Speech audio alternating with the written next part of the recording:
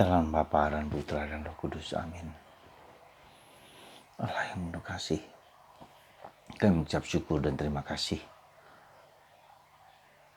karena ketika Engkau ditolak oleh orang Yahudi, bangsa yang telah dipersiapkan Tuhan untuk menerima Sang Juru Selamat, maka Engkau mengalihkan penolakan itu kepada bangsa-bangsa lain, termasuk kami bangsa Indonesia. Terima kasih Tuhan, kami boleh mengenal Putra-Mu Yesus, Sang Juru Selamat. Semoga kami menerima Yesus dengan sepenuh hati, sepenuh jiwa, sepenuh perasaan, dan sepenuh hidup. Berkatilah kami, doronglah kami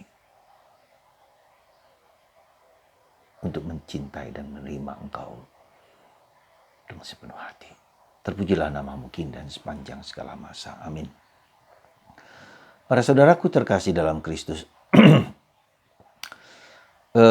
perumpamaan tentang seorang yang membeli kebun anggur, mempersiapkan segala-galanya, tembok, tempat air, supaya kebun anggur itu berkembang, bertumbuh, subur, dan menghasilkan buah yang berlimpah.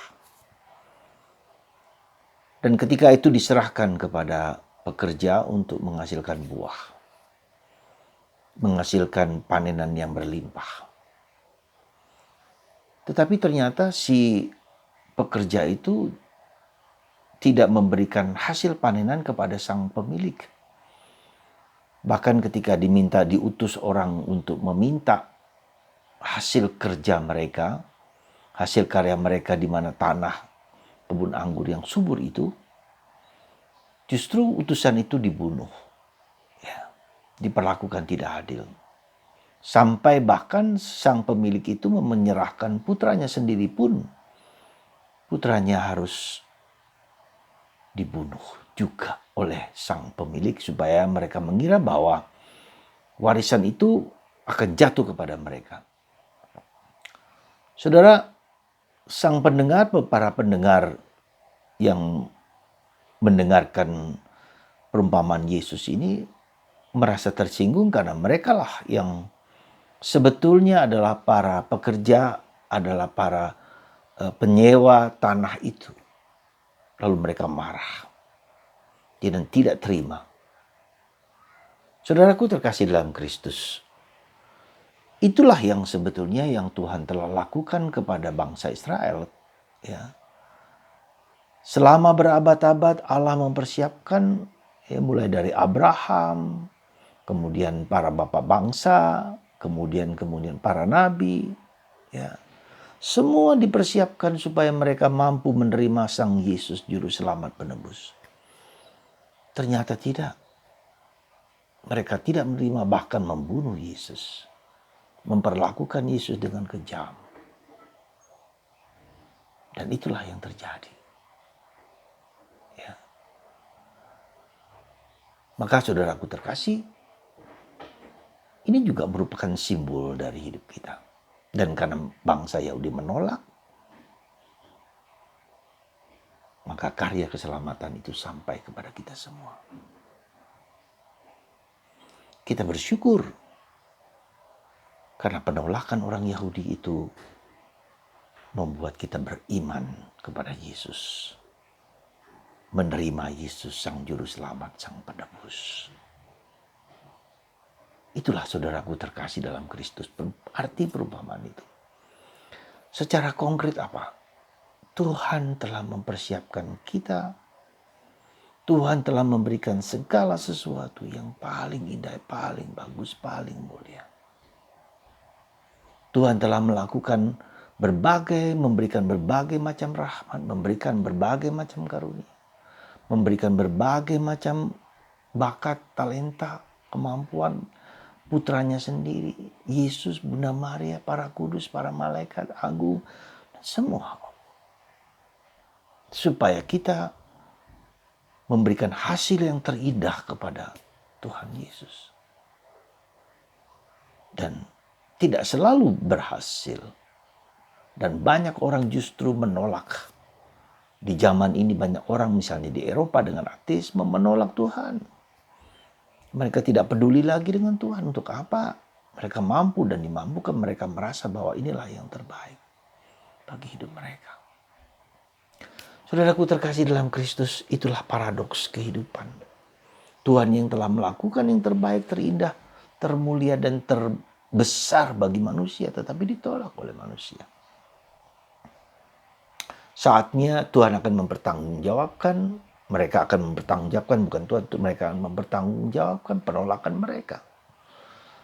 Akan maksud kemurahan hati Allah kepada kita semua. Itu yang pertama. Yang kedua, saudara, kita sekarang anugerah itu telah diberikan kepada gereja, kepada kita semua. Mungkinkah kita juga melakukan yang serupa seperti orang Yahudi? Mungkin betul, mungkin bisa jadi, bisa benar. Bisa juga begitu. Kita juga tidak peduli apakah aku pribadi menerima Yesus secara total, secara penuh. Dengan segala kelemahan, keterbatasan, dengan segala situasi mereka, situasi kita. Menerima Yesus dengan sepenuh hati. Totus seluruh diri kita ya, kepada menerima Tuhan. Itulah panggilan kita sekarang ini. Maka dalam masa Prapaskah itu kita diajak, apakah aku sungguh-sungguh menerima Tuhan dalam hidupku? Ataukah aku setengah-setengah? Bisa jadi. Ya, bisa jadi karena kita tidak menerimanya. Bisa jadi setengah-setengah menerima Yesus. Semoga saudaraku terkasih, masa Prapaskah ini adalah masa di mana kita semua dipanggil untuk menerima Yesus, Sang Juru Selamat, Sang Penebus, dalam hidup kita sehari-hari. Sekali lagi, semoga Anda dan saya introspeksi dan melihat,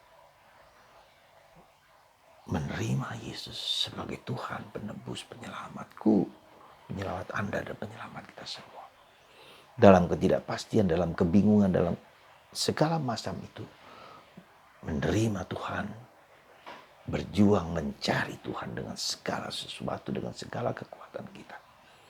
Semoga Anda dan saya sekali lagi di masa Prapaskah ini mencari Yesus, mencari jawaban dan menjadikan Yesus segala-galanya bagi hidupku. Meski kita seringkali tidak mampu dan tidak dapat. Jangan sampai kita menolak Yesus seperti orang Yahudi. Sehingga Yesus harus mengalihkan kepada orang lain. Kita sebagai anggota gereja juga berusaha untuk membantu orang-orang di sekitar kita. Supaya semakin mengimani Yesus. Mungkin anak kita, mungkin suami kita, mungkin suami Anda, mungkin istri Anda, mungkin siapapun. Membagikan pengalaman akan Yesus kepada orang di sekitar Anda. Mengajak mereka untuk menerima Yesus sebagai satu-satunya penebus dan penyelamat. Dan itulah tantangan kita semua. Tugas kita semua, tugas Anda dan saya. Bahwa apa yang kita imani adalah jalan yang terbaik, terindah, yang bisa kita berikan kepada orang lain, kepada siapapun. Tuhan memberkati Anda.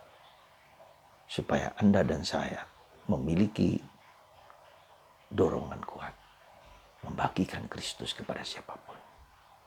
Berkat Tuhan atas Anda semua, dalam Bapa, Putra, dan Roh Kudus.